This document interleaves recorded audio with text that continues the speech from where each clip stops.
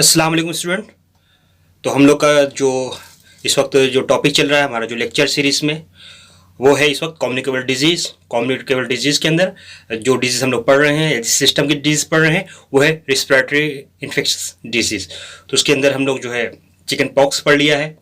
Pertussis पढ़ लिया है, ठीक है। उसके बाद जो है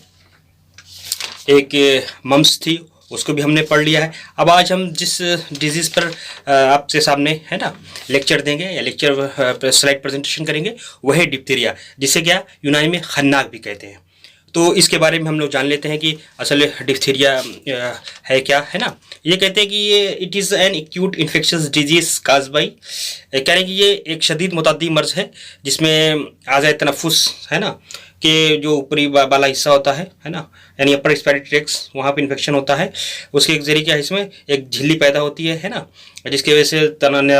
निज़ाम तनफ़ुस है ना, जो तनफ़ुस का अमल है वो क्या है, वो मुतासिर हो जाता है, ठीक है ना। और ये कह रहे हैं किसकी वजह से होता है, एक cause by toxigenic strains of corynebacterium diphtheriae, यानी कि ये एक बैक्टीरिया जो इसका काजिटिव एजेंट है वो है कॉर्नी बैक्टीरियम डिप्थेरी, है ना। ये क्या है, बैक्टीरिया है, ठीक है, ग्राम पॉजिटिव बैक्टीरिया होता है और इसके स्ट्रेन्स यानी टॉक्सिजेनिक जो स्ट्रेन होता है इसके, ठीक है ना, उसके जरिए से क्या है ये बीमारी पैदा होती है, ठीक है ना। और कह रहे हैं कि इसके 3 major clinical type has been describe, ये यानी कि एक तरह कहिए कि इसके 3 मेजर टाइप्स हैं, ठीक है ना। उसमें नंबर 1 क्या है, एंटेरियर नेजल डिप्थीरिया है, और दूसरा है फेशियल है ना फेरेंजियल डिप्थीरिया है, और थर्ड है जो लैरेंजियल डिप्थीरिया। तो यानी कि इसके जो टाइप्स जो की गई है वो क्लिनिकल के बेस पे बुनियाद पे की गई है, यानी कि जो है ये नेजल यानी नोज के पास इसको एंटेरियर पार्ट में है वहाँ पर भी डिप्थीरिया पैदा हो सकता है। उसके अलावा फेशियल यानी फेरेंजियल जहाँ से होता है, फेरिंग्स जहाँ पर है वहाँ पर भी डिप्थीरिया होता है, यानी वहाँ के अलग क्लिनिकल फीचर होंगे, उस हिसाब से उसकी एक टाइप की गई, उसकी किस्म बयान की गई। ऐसी है लैरिंग्स, लैरिंग्स में भी जो है, ठीक है ना, एक जो है अलग वहाँ के सिम्टम होते हैं, वहाँ की अलामत होती है, उस लिहाज से यहाँ पे क्लिनिकल हिसाब से इसकी जो टाइप की बयान की गई है वो 3 तरह की है। अब आइए स्टूडेंट, अब चूंकि हम इसका प्रॉब्लम स्टेटमेंट इसलिए बात करेंगे क्योंकि इसमें जो है चूंकि इसके टीका के जरिए है ना वो बहुत आम हो चुका है इसका टीका, और लोगों में अवेयरनेस भी आ चुकी है ना। खासतौर से जो कंबाइंड वैक्सीन लगती है डीपीटी यानी डिप्थीरिया पर्टूसिस टेटनस, तो क्या है कि वो इम्यूनाइजेशन शेड्यूल में शामिल है, तो लोग इससे अवेयर हो गए हैं, और तो इसलिए इसकी बीमारी का जो है इस पर काबू पा लिया गया है। इसलिए जो है हमने इसके प्रॉब्लम स्टेटमेंट को ज़्यादा जिक्र करने की कोशिश नहीं किया है। अब स्टूडेंट हम लोग बात कर लेते हैं इसके एपिडेमोलॉजिकल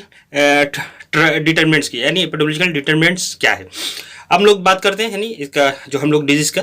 स्टडी कर रहे हैं, तो हम लोग स्टडी करते हैं अब डिजीज़ के बारे में कि सारा उसका एजेंट क्या है, उसका होस्ट क्या है, उसका एनवायरनमेंट क्या है। तो इसका एजेंट जिससे हमने ऊपर बताया कि क्या है कि कॉर्नी बैक्टीरियम डिप्थीरिया होता है, और ये ग्राम पॉजिटिव होता है ना, 9 मोटाइल ऑर्गेनिज्म होता है ये, यानी है ना इसमें हरकत नहीं होती है, लेकिन क्या कहता है ये इसके अंदर जो है ये it produces a powerful exotoxins. दो तरह के टॉक्सिन्स प्रोड्यूस करते हैं बैक्टीरिया, एक तो इंडोटॉक्सिन होता है, एक एक्सोटॉक्सिन। एक्सोटॉक्सिन क्या होता है, जो उनकी बाहरी लेयर होती है वहाँ से वो है ना एक्सक्रीट करते हैं टॉक्सिन्स को, ठीक है, उसको एक्सोटॉक्सिन कहते हैं। तो कह रहे वो जो एक्सक्रीट करने के बाद है ना बैक्टीरिया,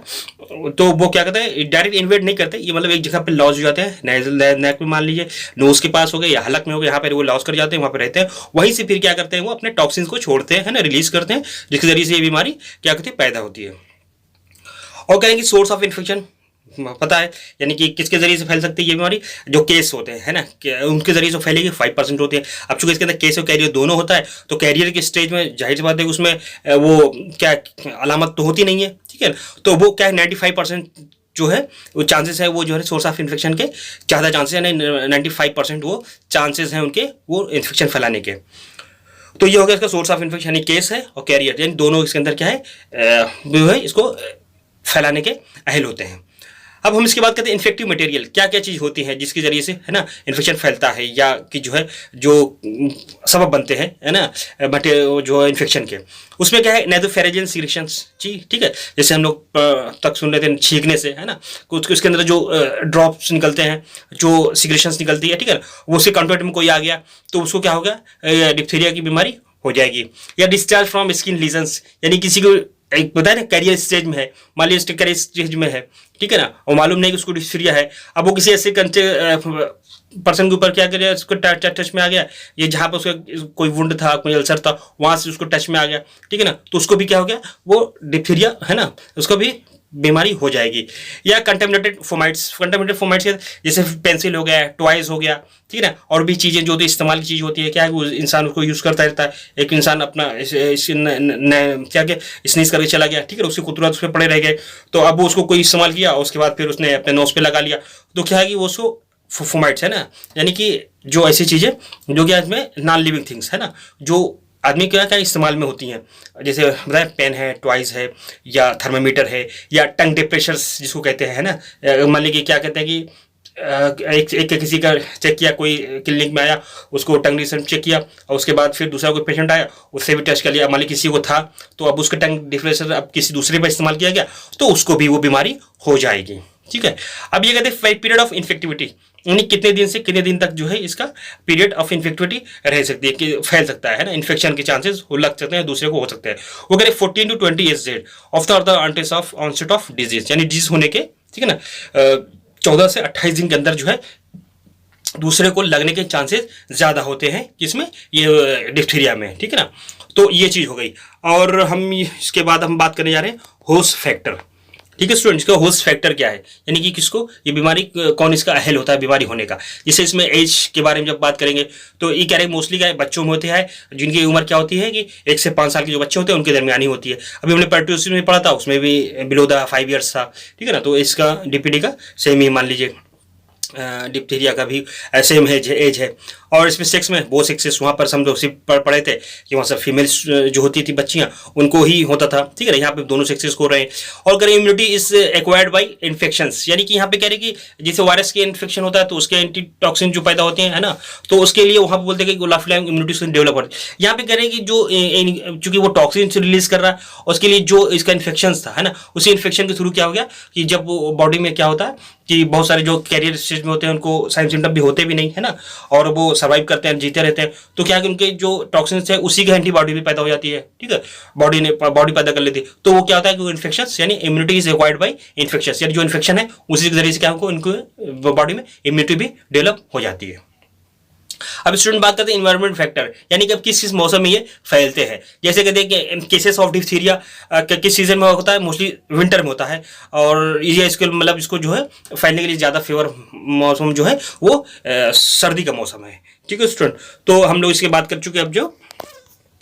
हम लोग अब देखते हैं मोड ऑफ ट्रांसमिशन, यानी कि ये किसके जरिए से क्या है फैलती है, जिससे देखे बाय ड्रॉपलेट इन्फेक्शन, ठीक है ना। अभी जैसे बताया था कि नेजोफेरेंजियल है तो ड्रॉपलेट इन्फेक्शन, वहां से अगर कोई स्नीज वगैरह करेगा तो उसके जरिए से फैल जाएगी। या फोमाइट्स जैसे अभी ये बात हुई थी, तो उसमें से थर्मामीटर है, टॉयज है, या टंग डिप्रेशर्स है, पेन पेंसिल एक्स्ट्रा, इसके जरिए से क्या है ये इसके फैल सकती है, मोड ऑफ ट्रांसमिशन। अब कह रहे हैं पोर्टल ऑफ एंट्री, यानी कि किसके अगर निकला है ना, तो किस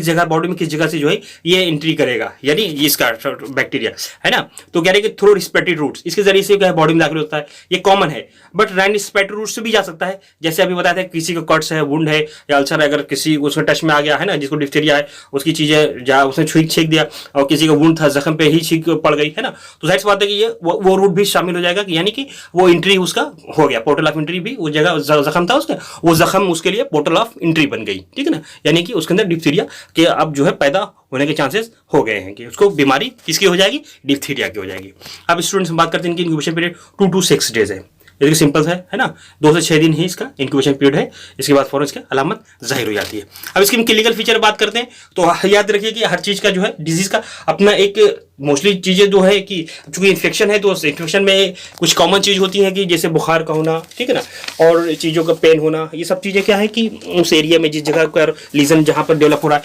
तो कुछ चीज़ें हैं कि जो कॉमन अलामत मिलती है। लेकिन कुछ अलामत ऐसी होती है जो उसके की सिम्टम्स होते हैं, यानी जिसके जरिए से क्या है वो डिफ्रेंशिएट किया जाता है। तो इसका की सिम्टम्स जो इस बीमारी का है, वो आपका क्लिनिकल फीचर हम जब डिस्कस करेंगे तो उसके बारे में हम बताएंगे। यानी कि इसके अंदर क्या है कि एक उसका मेम्ब्रेन होती है ना, ग्रेइश कलर की, उसका फॉर्मेशन हो जाता है इसके अंदर। जैसे मैं अगर आपको पिक्चर दिखाऊं, जैसे ये पिक्चर देख रहे हैं आप, अभी आपको बताया था, ये देखिए, ये जो ये है,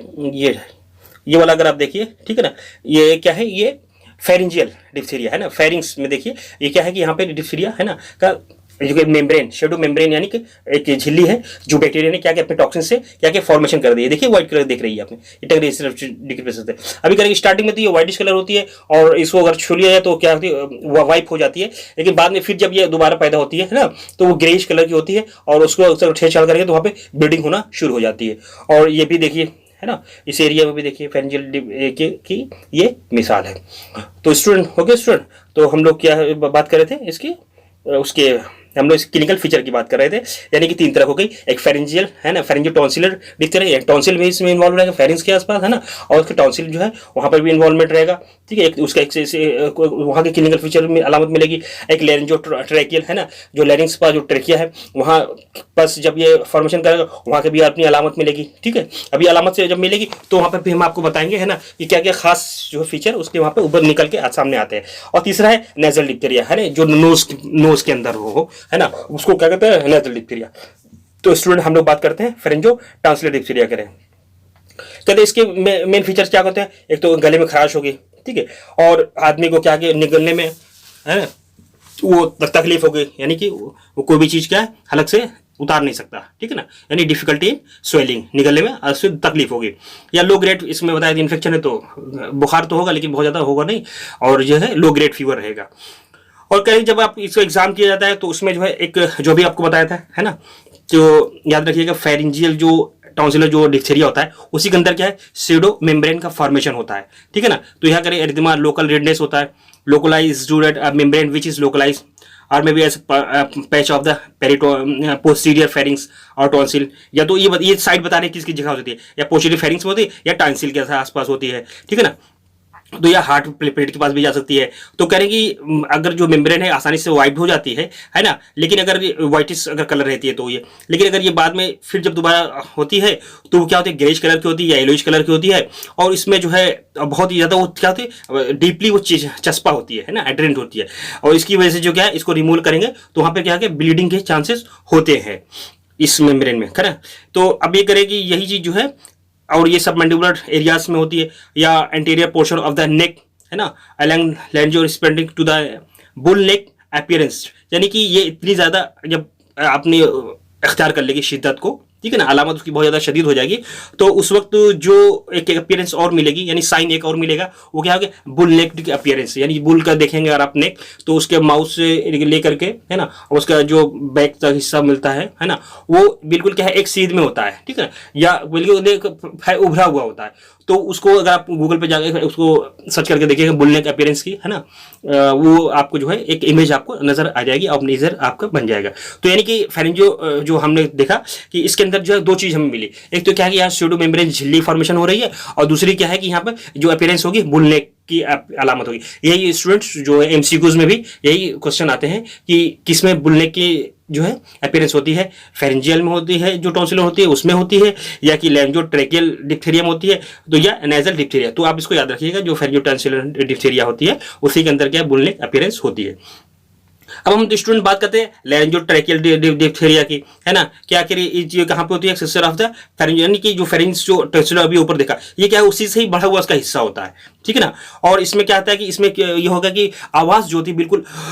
बिल्कुल हॉर्स जैसे घोड़े जैसी आवाज होगी। ठीक है ना, जैसे घोड़ा आवाज करता है वो जैसी आवाज होगी, क्योंकि यहाँ पर जो है तो क्या है फिर लैरिंग्स में उतर आया। ठीक है ना, अब यहाँ आवाज भी चेंज हो रही है, और जो जब कफ भी होगी तो क्रॉप भी कफ होगी at the disease extend to the bronchial test. अब अगर कह रही है बीमारी एडवांस हो गई, उस पर इलाज नहीं किया गया, ट्रीटमेंट नहीं किया गया, तो क्या होगा फिर क्या होगा, सांस की नली बंद हो जाएगी। तो उसके बाद क्या होगा, जैसी बात जिस पेशेंट को है वो पेशेंट के लिए वो फैटल साबित होगी और उसकी वजह से मौत भी हो सकती है। यानी कि अगर ये कहा जाए कि अगर किसी को डिप्थेरिया हो जाता है और उस पर है ना उसका ट्रीटमेंट नहीं होता है, और जाहिर बात ट्रीटमेंट नहीं हुआ तभी उसको हुआ है ना, इसका सिर्फ टीका ही है इसका इलाज, तो बता दें फैटल डिजीज है, फिर वो फैटल ही होते हैं, इंसान की मौत ही होती है डिजीज के अंदर। और फिर तीसरी है नेजल डिप्थेरिया, इसमें कह रहे कि इट इज माइल्ड फॉर्म होती है, ज़्यादा नहीं होती है ना, लोकलाइज सेप्टम में हो रही है, उसको इसका आसानी से क्या किया जाता है रिमूव किया जाता है ना, मेम्ब्रेन इनटू द फेरिंग्स, जो फेरिंग्स की जो निकला हुआ है ना वहीं की एक्सटेंड करके ये नेजल तक आ जाती है, तो ये नेजल डिप्थेरिया भी इसको कहते हैं। और इसके अलावा भी कहते हैं कि कुटेनियस डिप्थेरिया भी होता है, जैसे खासतौर से कि किसी टॉपिकल एरियाज में हुआ या सेकेंडरी इन्फेक्शन के नतीजे में भी ये इन्फेक्शन होता है, स्किन का, उसके नतीजे में भी होता है, वहाँ पे जो है क्या अल्सर्स का फॉर्मेशन हो जाएगा और उसके अराउंड जो है इरिथेमा है ना, रेडनेस होगी, और एक क्या है वो एक मेम्ब्रेन से ढकी हुई चीज़ होगी, तो वो क्या आ जाएगा, वो कुटेनियस जो है डिप्थीरिया के हेडिंग में आता है। तो स्टूडेंट हमने इसको सब कुछ पढ़ लिया, अब हम लोग इसको पढ़ने जा रहे हैं इसके कंट्रोल के, यानी कि अगर किसी को डिप्थीरिया हो गया तो हम लोग कैसे कंट्रोल करेंगे। Number 1 cases and carrier, case है और कैरियर है, इसको क्या करेंगे, अब जाहिर बात केस है तो उससे मिलते हैं सबसे पहले आइसोलेट किया जाएगा, ठीक है ना, क्योंकि ये क्या है कि इन्फेक्शन फैलाने के इसके चांसेस ज्यादा होते हैं कि ये इन्फेक्शन फैला सकता है, क्योंकि केस है अब ये डिटेक्ट हो गया तो इसको इन्फेक्ट करते हैं। अब जो जाहिर बात है कोई कैरियर है वो तो मालूम नहीं है, तो ठीक है, अब तो उसका क्या करेंगे, फिर ट्रीटमेंट करेंगे। डिप्थीरिया एंटीटॉक्सिन शुड बी है ना गिवन IV और IM इन डोजेस वेरिंग, तो इसको मतलब करेंगे जैसे 20,000 टू 1 लाख है ना, ये जिसका 20,000 टू 1 लाख जो है ना यूनिट्स जो है, अगर किसी को केस है तो उसको ये क्या है एंटीटॉक्सिन बैक्टीरिया इसकी जो है दी जाती है। और जो है प्रीलिमिनरी टेस्ट, पहले तो इसको टेस्ट किया जाता है, वो टेस्ट को भी क्या बोलते हैं, सीक टेस्ट बोलते हैं, जैसे अभी आपको इसके बारे में हम लोग आगे डिस्कशन करेंगे है ना, जैसे ये है ये इन्वेस्टिगेशन शीक टेस्ट है, और अभी इसके आगे हम और बात करेंगे। तो इसके यानी ठीक है, इसके पहले से इसका टेस्ट जो किया जाएगा, ये इसका रिएक्शन देख किया जाएगा कि उसको इंसान जो है जिसको ये दिया जा रहा है ना, अब वो टॉक्सिन दी जा रही है, कहीं ऐसा तो नहीं है कि उसको रिएक्शन हो जाए उसका है ना, तो इसके टेस्ट सेंसिटिविटी को टेस्ट करने के लिए है ना शीक टेस्ट का इस्तेमाल किया जाता है। तो उसके बाद ही जब देखा जाए कि हाँ उसके अंदर ये अहलियत है कि और वो उसको दिया जा सकता है दवा, तो उसको फिर टॉक्सिन की दवा दे दी जाएगी, टॉक्सिन वाली, ठीक है ना। अब इसका दूसरा है कि कैरियर, कैरियर में क्या है कि ये जो इसको 10 डेज के लिए है ना आप ओरल एरिथ्रोमाइसिन, इसको जो है अगर कोई कैरियर है तो ये समझा जाएगा कि हाँ किसी को एक केस मिला है तो कैरियर भी आसपास कहीं ना कहीं होगा है ना, तो ऐसे एरिया को क्या किया जाएगा और उनको डिटेक्ट करेगा, बाद जो है लोगों को क्या खिलाया जाएगा, एरिथ्रोमाइसिन जो है ना एंटीबायोटिक जो होती है वो उसको इस्तेमाल कराई जाएगी, ताकि जो क्या कैरियर को काबू में किया जा सके, वो और लोगों को क्या करे इन्फेक्शन ना फैला सके। अब इसके कॉन्टैक्ट में आता है, कॉन्टैक्ट अगर कोई से कॉन्टैक्ट में आ गया उसके साथ क्या करेंगे, करेंगे मेरी स्पेशल अटेंशन, उनके लिए ज़्यादा स्पेशल अटेंशन देने की जरूरत है, इसलिए कि जो है इनका throat swab and their immunity status determine, सब कुछ चेक किया जाएगा, और उनका इम्यूनिटी लेवल अच्छा है तो इस मजा खाना नौजवान लोग ही उसके कॉन्टेक्ट में रहे, तो उनको ज़्यादा चेक करने की जरूरत नहीं। अगर कोई ज़ईफ या अच्छा बच्चे भी रहा हो जो कि ना, तो ऐसा बच्चा हो जो कि जिसको माल नरिश्ड वगैरह हो, तो उसके लिए ज़्यादा अटेंशन दी जाएगी कि हाँ उसको चांसेस है कि जो है इससे कॉन्टेक्ट में आया हो सकता है इसको हो ही सकती है ना, इसको हो जाए।